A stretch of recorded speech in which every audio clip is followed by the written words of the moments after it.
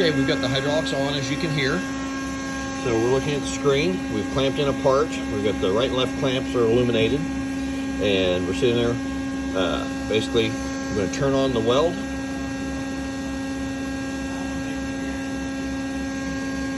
You'll see now the weld is on. The only one that's still red is the welding, because we haven't started welding. Quick preview. Number 9 rebar is loaded.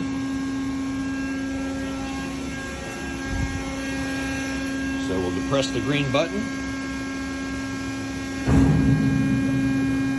The hood comes down.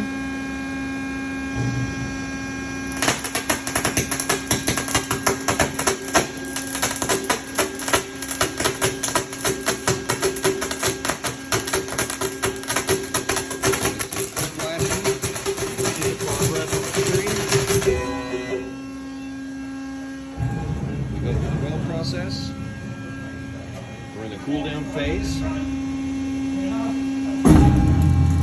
One side lifts, and it sits there holding it under pressure until I release the other side, and then the sled will return home to its position. So pull off some of the slag. You can see we've got good upset all the way around.